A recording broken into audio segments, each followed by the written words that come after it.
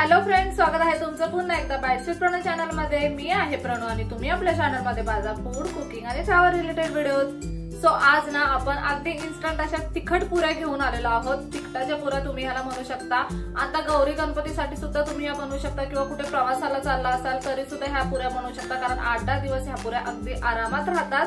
अजिबातच उशीर न करता लगेचच रेसिपीला सुरुवात करूयात आणि ह्या तिखटाच्या पुऱ्या कशा बनतात ते आता आपण बघूयात।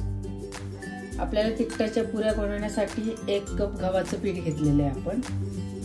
त्यामध्ये आता आपण अर्धा कप बेसन पीठ टाकणार आहोत आणि पाव कप रवा टाकणार आहोत। तुम्ही जाड बारीक कुठलाही रवा वापरू शकता, जाड असेल तर तो मिक्सरला लावून घ्या। आता ह्याच्यामध्ये आपल्याला तुमच्या आवडीनुसार तिखट टाकायचे, लाल तिखट। आपण इथे आता अर्धा चमचा लाल तिखट घेतलंय, पाव चमचा इथे हळद टाकतोय। हातावर चोळून आपल्याला 1 चमचा ओवा घ्यायचा आहे तिखट होण्यासाठी। हे तीळ आहेत 1 चमचा, मीठ चवीनुसार आणि इथे आपण 2 पळ्या थंड तेल घेणार आहोत। आता हे सगळं मिक्स करून घेऊया।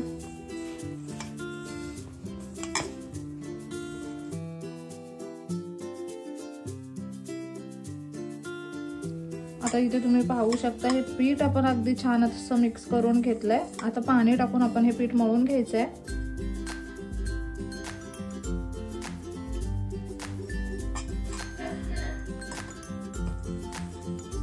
आपल्याला याचा घट्ट गोळा करायचा आहे। आता या पिठाचा एक घट्टसर गोळा तयार करून घेऊयात। छान असं पीठ मळून घेऊयात आपण आधी। इथे तुम्ही पाहू शकता आपण हे पीठ अगदी छान असं मळून घेतलंय। घट्टसर असा पिठाचा गोळा आपण तयार करून घेतलाय इथे। आता फक्त 5 मिनिटांसाठी हे पीठ आपण झाकून ठेवूयात।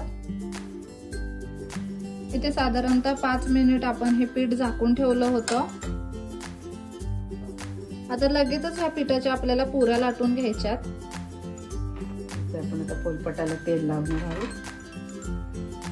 गोळा आपल्याला काढून घ्यायचा आहे। आता तेल लावून आधी हा गोळा छान असा मळून घेऊयात।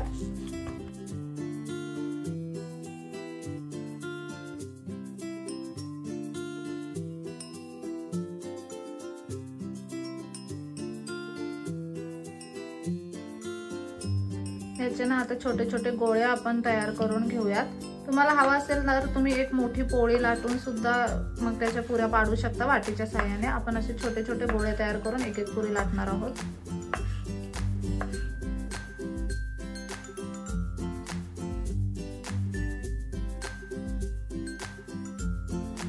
थोडंसं असं तेलाचं बोट लावून लाटून घेऊया। इथे पुरी लाटण्यासाठी आपण फक्त तेलाचं बोट लावलेलं आहे, कोणतेही पीठ वगैरे वापरायचं नाहीये पुरी लाटताना। अगदी छान अशी पुरी लाटली जाते तेलावरती।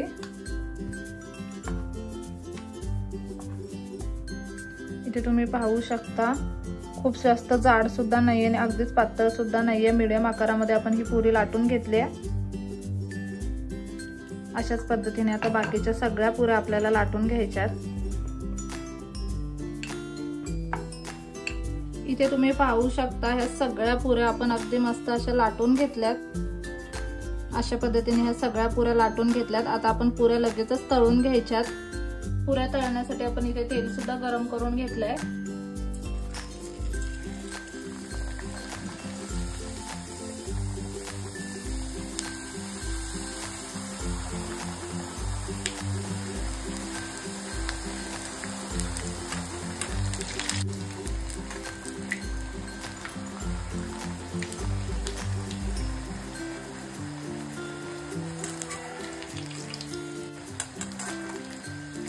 लगेचच ह्या पुऱ्या फ्राय होतात। तुम्ही इथे पाहू शकता आलटून पलटून ह्या पुऱ्या आपण फ्राय करून घेतल्यात। अगदी मिनिटभर सुद्धा लागत नाहीये पुऱ्या फ्राय व्हायला।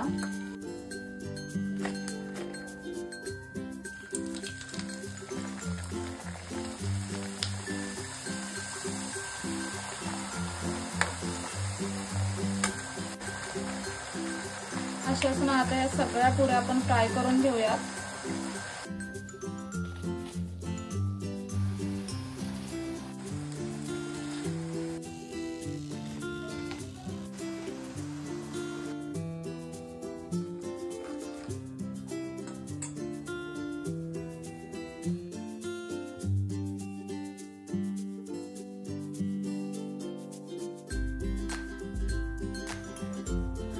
सो तुम्ही इथे पाहू शकता अगदी छान गरमागरम अशा ह्या तिखटाच्या पुऱ्या बनवून तयार आहेत।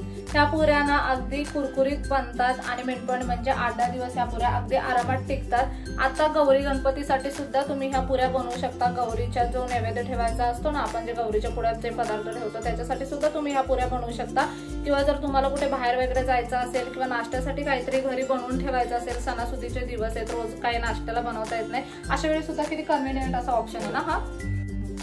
तुमचा जर अजून गौरीचा पदार्थ झाला नसेल तर तुम्ही हा 10 किंवा 15 मिनिटातच बनवू शकता। हा, जर कुणाची आता लास्ट मोमेंट वाली तयारी असेल, बऱ्याच जणांचं असं होतं की वेळ भेटत नाही, लास्ट मोमेंट वालं काहीतरी तयारी करायची राहते किंवा काहीतरी बनवायचं राहतं, अशा वेळी तुम्ही ह्यावाल्या पुऱ्या नक्कीच बनवू शकता। खूपच पटकन बनतात। ऍक्च्युली आम्ही शूट करत होतो म्हणून आम्हाला अर्धा-पाऊण तास लागला असेल, पण तुम्ही जेव्हा नॉर्मली घरी बनवाल ना तेव्हा हार्डली त्या 10-15 मिनिटांमध्येच होते। खूपच छान बनवलेत आपण ह्या। आपण ना लगेच टेस्ट करून बघूयात। पुरी किती छान दिसते तुम्ही इथे पाहू शकता आणि मेन पॉइंट म्हणजे ते वरून तीळ टाकलेत ना, त्याच्यामुळे ते दिसायला एकदम छान दिसते।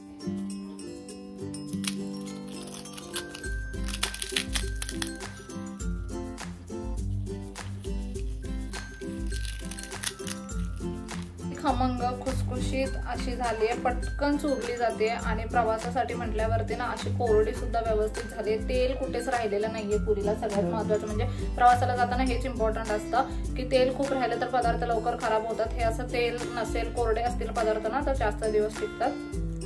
आपण लगेचच पुरी टेस्ट करून बघूया।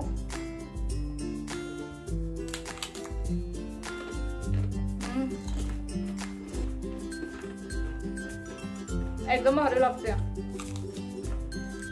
आता सगळ्यात इम्पॉर्टंट म्हणजे गव्हाची पुरी असल्यामुळे सगळे जण आरामात खाऊ शकतात।